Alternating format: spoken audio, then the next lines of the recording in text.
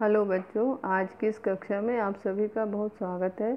पिछली कक्षा में आपने बसंत भाग 3 का पाठ 14 पढ़ा, जिसका नाम है अकबरी लोटा। अब आप आज आगे का अंश पढ़ेंगे।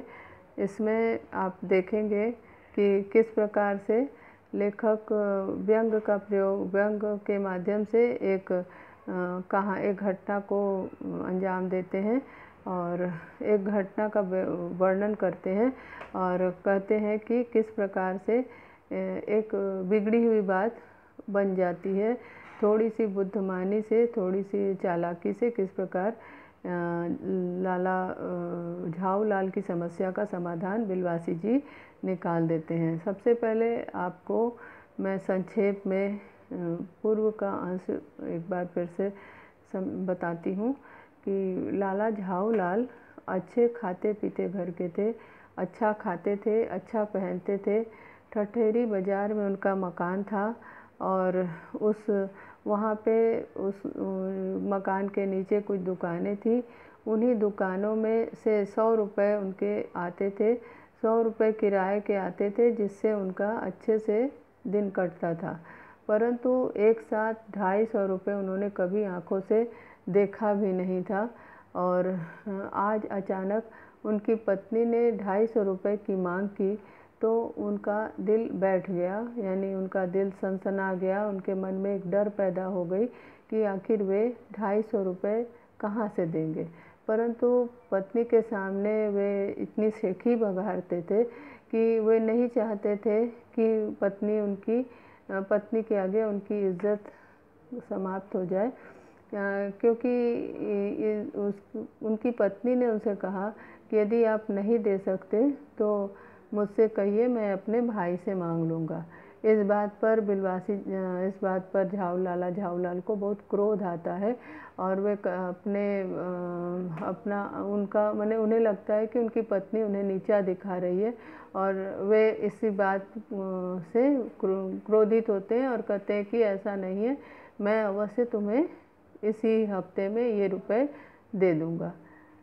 आज 4 दिन बीत चुके थे, उनके रुपयों का इंतज़ाम नहीं हो पाया था। अब वे बहुत ही ज़्यादा चिंतित थे और इसी चिंता की उधेड़-बुन में वह अपने मित्र बिलवासी जी को याद करते हैं और फिर बिलवासी जी के सामने अपनी समस्या को रखते हैं।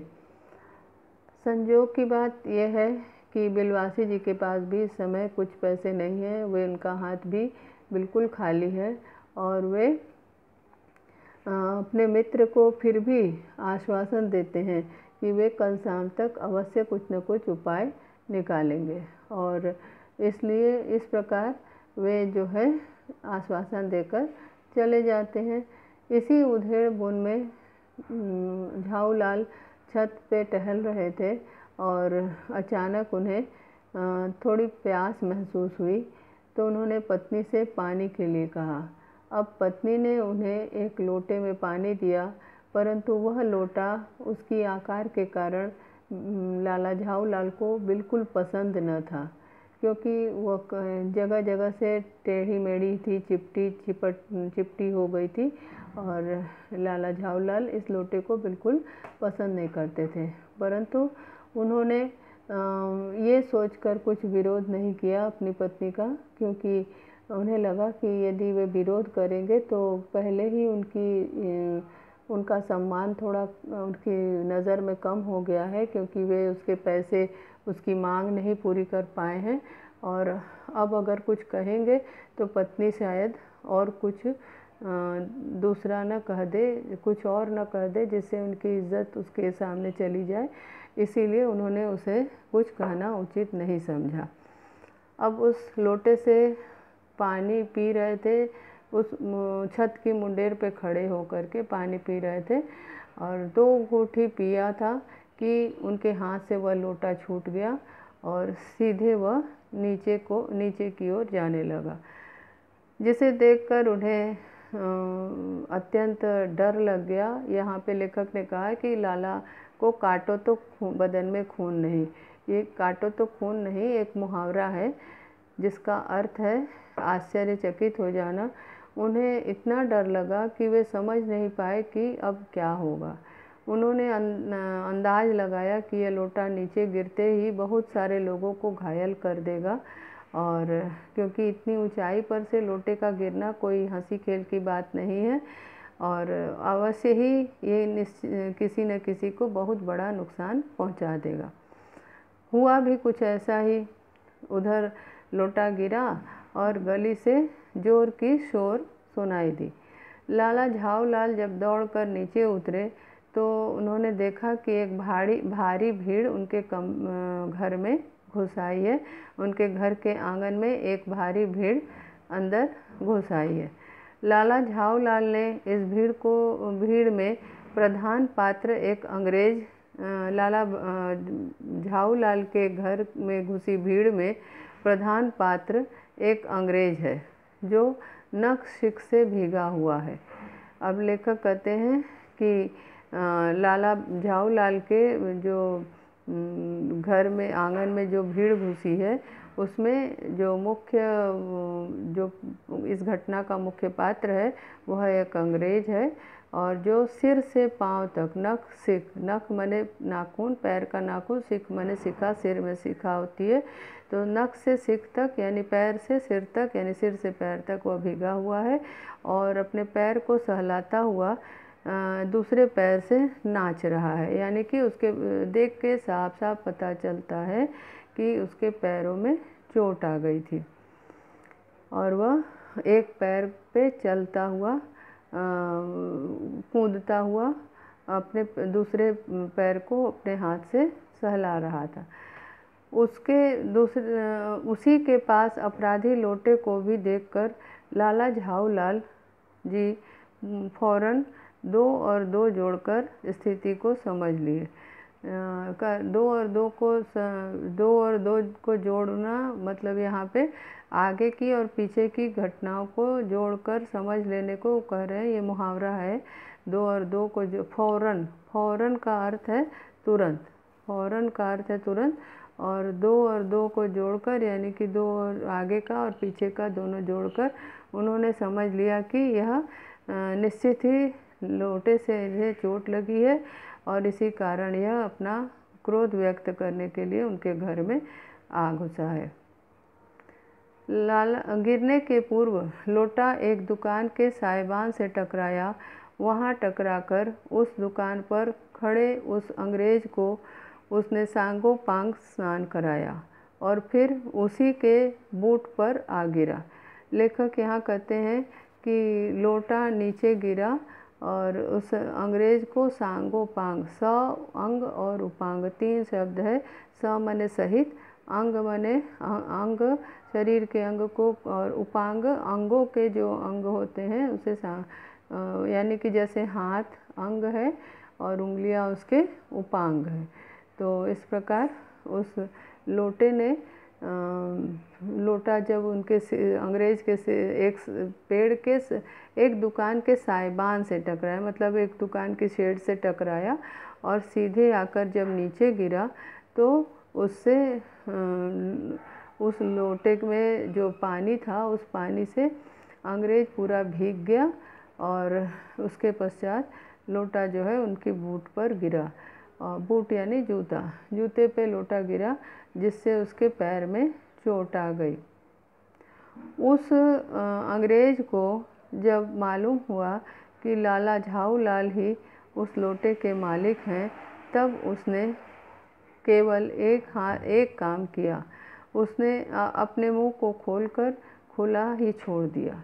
अब यहाँ पे लेखक कहते हैं कि अंग्रेज को जब मालूम चला कि लाला झाऊलाल का ही वह लोटा है, तो उसने अपना क्रोध जो व्यक्त करना शुरू किया, तो लगातार कुछ न कुछ बोलता ही गया। उसको लाला झाऊलाल को बुरा भला बोलता गया।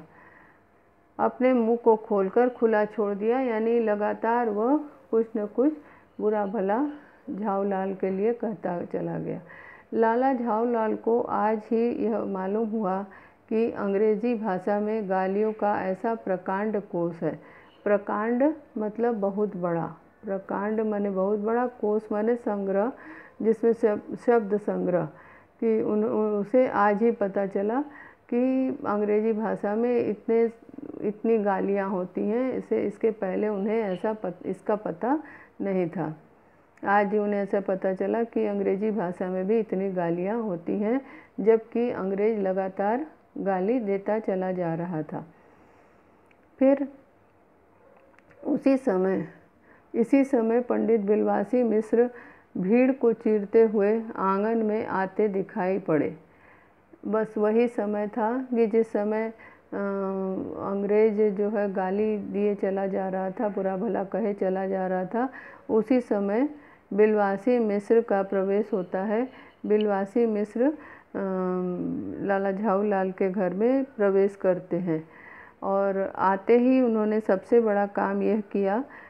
पहला काम ये किया कि वे तुरंत जितनी भीड़ अंदर चली आई थी उस सारी भीड़ को उन्होंने बाहर कर दिया।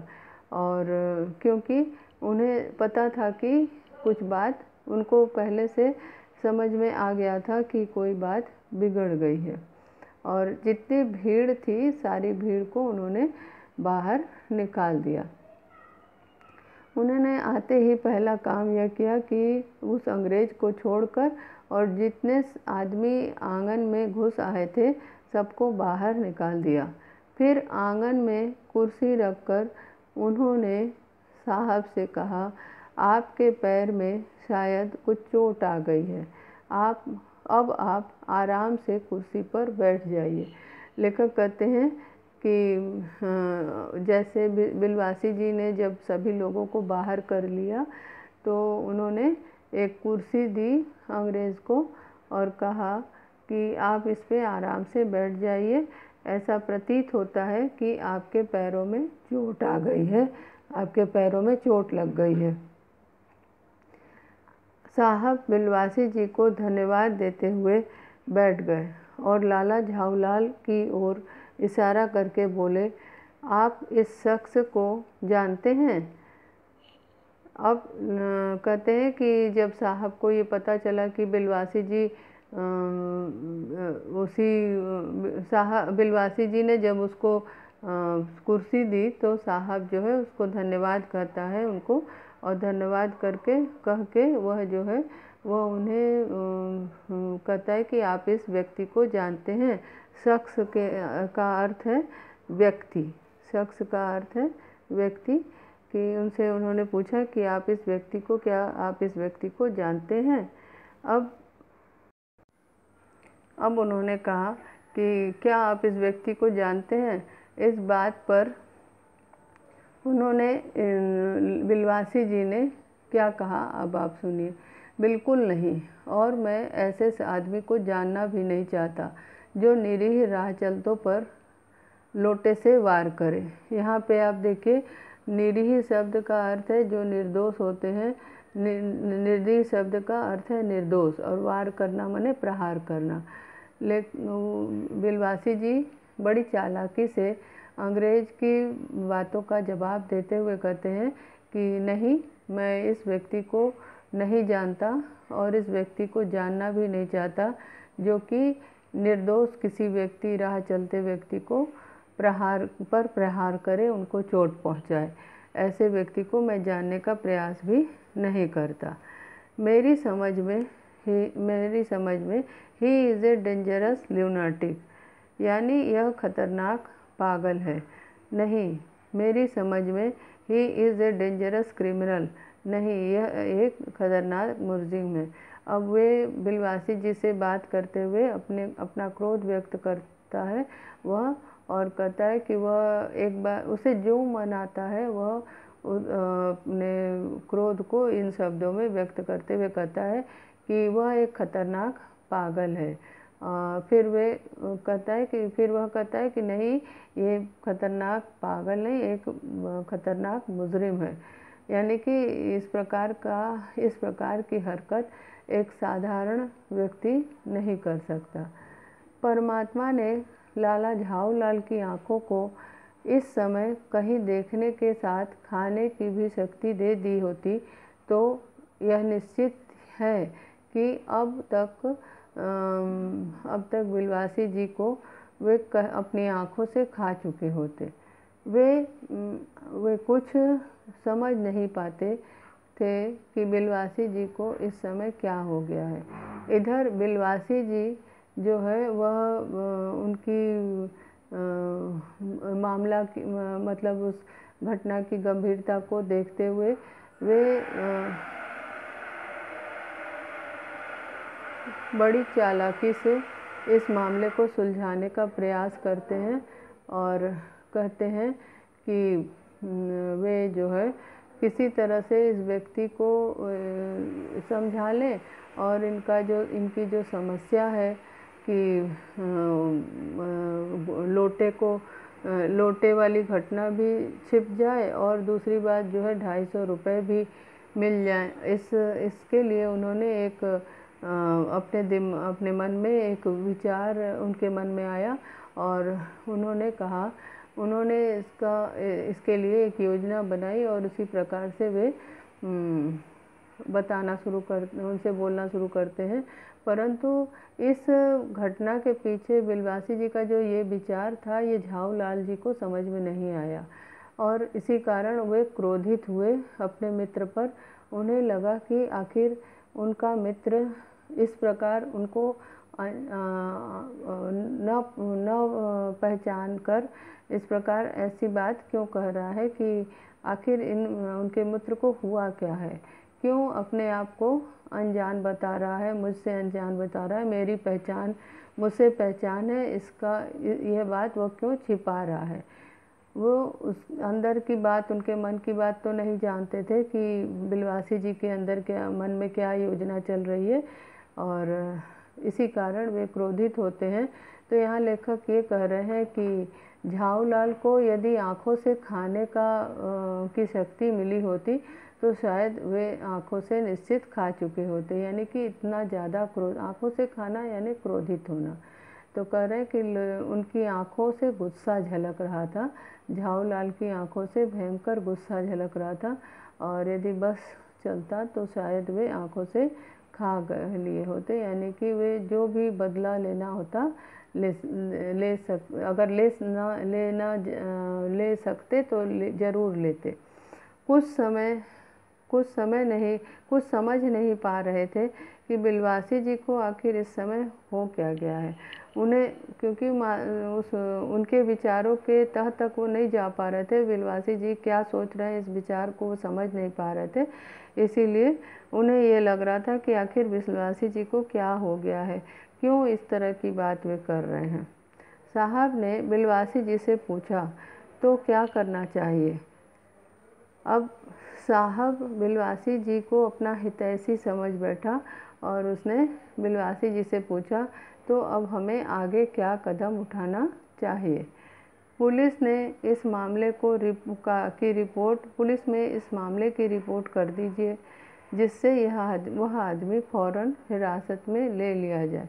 उन्होंने कहा कि पुलिस में इस मामले की रिपोर्ट कर देनी चाहिए जिससे इस तरह का जो खतरनाक कार्य इसने किया है इसको हिरासत में ले लिया जाए या पुलिस की गिरफ्त में ये आ जाए, माने पकड़ में आ जाए, इसको वहाँ पे जेल की सलाखे के पीछे पहुँचा दिया जाए। पुलिस स्टेशन है कहाँ? पास ही है, चलिए मैं बताऊँ, चलिए। अब अंग्रेज़ फिर उनसे पूछता है कि पुलिस स्टेशन कहाँ है, तो अंग्रेज़ से बिलवासी जी जवाब देते हैं कि पास ही में है, चलिए मैं बताता हूँ।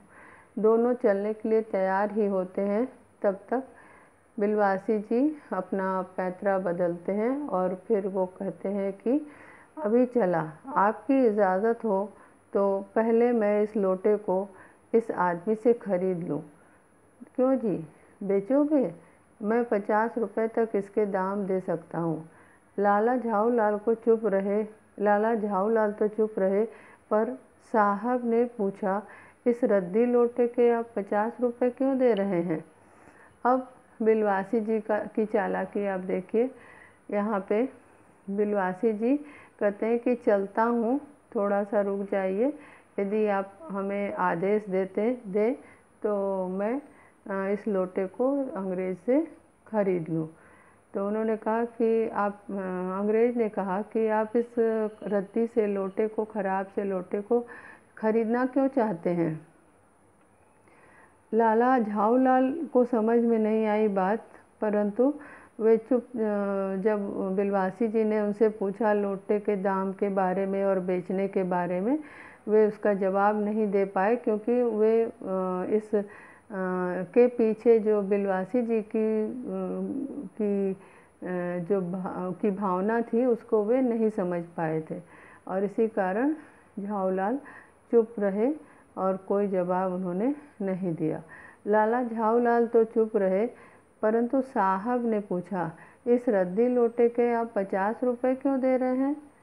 आप इस लोटे को रद्दी बताते हैं? आश्चर्य! मैं तो आपको एक विज्ञ और सुशिक्षित आदमी समझता था। कह रहे हैं कि जब वो रद्दी लोटा बोलता है तो अंग्रेज़, तो ये कहते हैं कि आप इस लोटे को रद्दी समझते हैं। लेकिन आश्चर्य की बात है, मैं तो आपको एक विज्ञ यानी कि विशेष रूप से जो पढ़ाई लिखाई के बारे में जानता हो, ज्ञानी हो, विज्ञ उसी को कहते हैं। विज्ञ, वि माने विशेष, ज्ञ माने ज्ञानी। विशेष रूप से जो ज्ञानी हो उसको विज्ञ कहेंगे, सुशिक्षित माने पढ़ा लिखा। यहाँ पे वि उपसर्ग है, ज्ञ शब्द है, यहाँ पे सु उपसर्ग है, शिक्षा शब्द है, इत प्रत्यय है। तो यही कह रहे हैं कि आपको तो मैंने एक ज्ञानी और सुशिक्षित व्यक्ति समझा था, आप इसको रद्दी लोटा कैसे कह सकते हैं? आखिर बात क्या है, कुछ बताइए भी। जनाब, यह एक ऐतिहासिक लोटा जान पड़ता है। जान क्या पड़ता है? मुझे यह पूरा विश्वास है, यह वह प्रसिद्ध अकबरी लोटा है जिसकी तलाश में संसार भर के म्यूज़ियम परेशान है। यहाँ पे एक कहानी गढ़ते हुए बिलवासी जी कहते हैं कि आप अंग्रेज़ जब ये पूछता है कि आखिर क्या बात है, आप क्यों ये लोटा खरीदना चाहते हैं, तो बिलवासी जी एक कहानी गढ़ते हुए कहते हैं कि यह एक ऐतिहासिक लोटा जान पड़ता है, और जान ही नहीं पड़ता बल्कि मुझे पूरा विश्वास है कि यही एक प्रसिद्ध अकबरी लोटा है जिसकी तलाश संसार भर के म्यूज़ियम करने में परेशान है। अब यहाँ म्यूज़ियम का अर्थ है संग्रहालय, म्यूज़ियम का अर्थ है संग्रहालय, और ऐतिहासिक में इतिहास शब्द है और एक प्रत्यय है। तो कह रहे हैं कि संग्रहालय इस अकबरी लोटे की खोज कर रहे हैं और बड़े परेशान होकर वो इसे खोज रहे हैं, और ये वही अकबरी लोटा है, क्योंकि ये कुछ दिन पहले गुम हो गया था। यह बात अब अंग्रेज़ जो है आश्चर्यचकित होता है और वो कहता है, यह वास्तव में ये बात है? जी जनाब, 16वीं शताब्दी की बात है। बादशाह हुमायूं शेर शाह से हार कर भागा था और सिंध के रेगिस्तान में मारा मारा फिर रहा था। एक अवसर पर प्यास से उसकी जान निकल रही थी। जब उस समय एक ब्राह्मण ने उसकी इसी लोटे से पानी पिलाकर उसकी जान बचाई थी।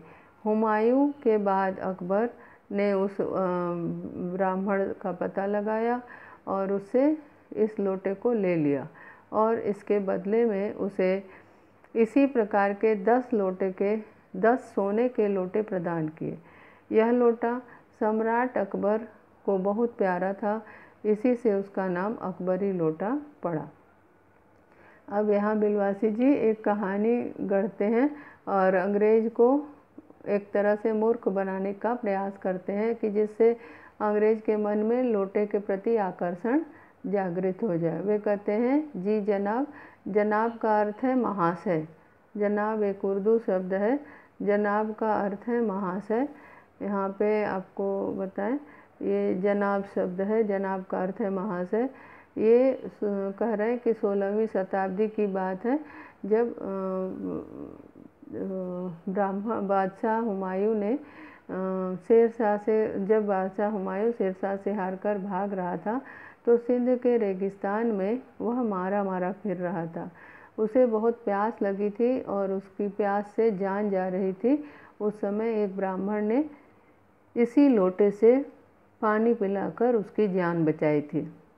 अब हुमायूं के बाद अकबर ने उस ब्राह्मण का पता लगाकर इस लोटे को उससे ले लिया और उसके बदले में उसे 10 सोने के लोटे उसने दिए अकबर ने। और अकबर को चूँकि ये लोटा बहुत पसंद था, इसीलिए हमेशा अकबर इस लोटे को अपने पास रखे रहता था। इसी से इसका नाम अकबरी लोटा पड़ गया। और चूँकि अकबर इसको हमेशा रखे रहता था, इसीलिए इस लोटे का नाम अकबरी लोटा पड़ गया। वह बराबर इसी से वज़ू करता था और सन 57 तक इसके शाही घराने में रहने का पता है, पर इसके बाद लापता हो गया। कलकत्ता के म्यूज़ियम में इसका प्लास्टर का मॉडल रखा हुआ है। पता नहीं यह लोटा इस आदमी के पास कैसे आया। म्यूज़ियम वालों को पता चले तो फैंसी दाम देकर खरीद ले। यहाँ पे ये आगे बताते हैं कि अकबर को ये लोटा बहुत पसंद था और वह इसी से बराबर वज़ू करता था। यहाँ वज़ू को नमाज पढ़ने के पहले जो हाथ धोते हैं, हाथ मुँह धोते हैं, उसी को वज़ू कहते हैं।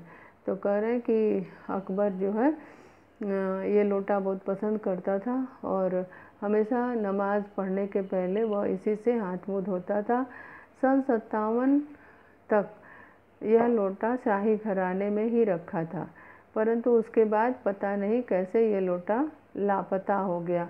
अब यहाँ लापता शब्द जो है उर्दू शब्द है, ला उपसर्ग है, पता शब्द है।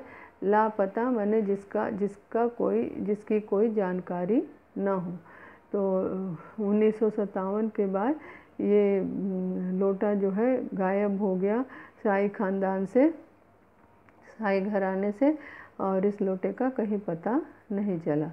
कलकत्ता के म्यूज़ियम में आज भी इसका प्लास्टर का मॉडल रखा हुआ है। पता नहीं यह लोटा इस आदमी के पास कैसे आया। बिलवासी जी अंग्रेज़ को बताते हैं कि पता नहीं ये लोटा इस व्यक्ति के पास कैसे आ गया। अगर इस लोटे का पता चले, म्यूज़ियम वालों को अगर पता चले, म्यूज़ियम यानी संग्रहालय, जहाँ पे पुराने चीज़ों का संग्रह करके रखा जाता है और दूर देश से लोग आते हैं जिसको देखने के लिए।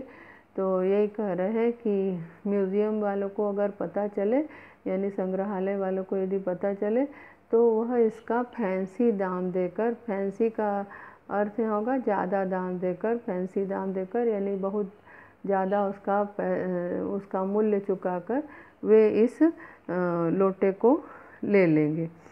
आप देखिए किस तरह से उन्होंने एक कहानी गढ़ी और अंग्रेज़ का गुस्सा इस कहानी से शांत हो गया और अंग्रेज़ इस लोटे के आकर्षण में फंस गया और अंग्रेज़ को लगा कि वह इस लोटे को खरीदे, क्योंकि वह वास्तव में कुछ पुरानी चीज़ें ही खरीदने आया था और अचानक से लोटे के ऊपर से गिरने से उसे चोट आ गई थी और वह अत्यंत क्रोधित हुआ था। परंतु यहाँ पे ये इस लोटे की ऐसी कहानी गढ़ देते हैं बिलवासी जी, जिसके कारण वह भी उसके लोभ में फंस जाता है और उसे धीरे धीरे लोटे के प्रति उसका आकर्षण बढ़ता चला जाता है। अब शेष अगली कक्षा में।